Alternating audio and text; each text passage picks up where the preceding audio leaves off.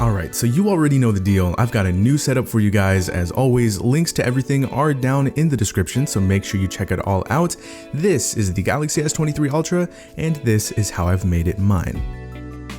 As usual, starting off with the launcher, I'm actually using Hyperion launcher this time around, so switching it up a little bit. It's definitely improved since the last time I've tried it. It works okay with gesture-based navigation. It's still a bit finicky and a little glitchy though. I'm using a grid size of 5x7, I've disabled the status bar, and I actually don't have any applications placed on the desktop. My main apps are chilling in the dock, and if you're wondering what these tiny icons are, those are cover indicators. So just like I do with Nova Launcher setups, I like using folders with specific apps as the cover for the folder. So swiping up opens the folder and tapping opens the main app.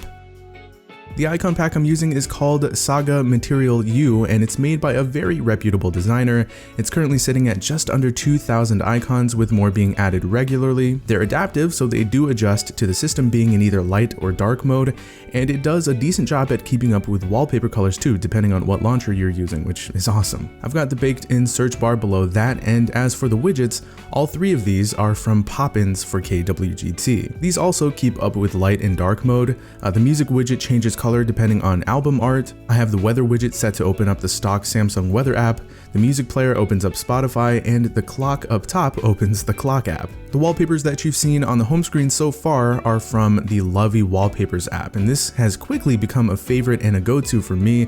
Not only does it have an excellent collection of walls, but the app itself is incredibly clean, it's well laid out, and it's got smooth and thoughtful animations.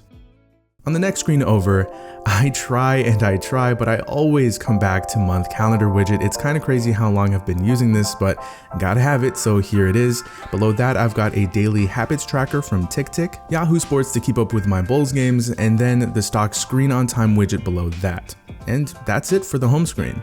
Moving into the app drawer, you can see I've got everything organized how I normally would with other launchers. This time I'm taking advantage of folders and tabs. It's a great feature. My app usage has gotten so incredibly basic over the past year, there really isn't much here to note, other than maybe MovieBase, which is what I use to keep track of movies and TV shows. It works great. There's Daigisho, which is an awesome emulator front end. I still have to get it set up on this phone, but if you know, you know. And then of course, with this being a Samsung device, I always have to use GoodLock.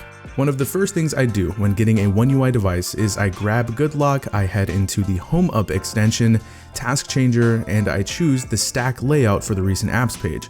I'll occasionally use the grid layout too, which works well on larger screens. I use the Sound Assistant extension to enhance the volume panel. I get to see the exact number of the volume level. I can change the increments at which the volume changes when I press the volume buttons. I get a shortcut to the audio equalizer, and I also get the ability to use the volume buttons to go back and skip a track while the screen is off. I also use Pentastic to tweak the S Pen experience a bit. You can change the pointer icon to basically anything you want. You can fully customize the sound you hear when taking the S Pen out. You can set a shortcut for long pressing the S Pen's button and double tapping the display. And you can change the theme of Air Command. You know, I had to use this one. It's a throwback. Again, if you know, you know. Shout out to the Galaxy Note 4. At least I think it was the 4. I also still utilize the Edge panel whenever I'm on a Samsung device. I think this is one of the many underappreciated features here. I adjusted the size and the transparency so that it isn't super noticeable, and I added the calculator and calendar panels. These are always great to have. Lastly, for my lock screen wallpaper, I use this. It's called Neon Color Smoke, and it's been a favorite for years. It's fun. I think it looks great, especially on this display. There's an infinite amount of customization in One UI, especially when paired with GoodLock, so let me know what your favorite tweaks and customizations are, and we'll talk about it in the comments. Also in the comments, if you made it to this point of the video, drop a panda emoji for no reason whatsoever. Hope you enjoyed. It's been Zach, and thanks for watching.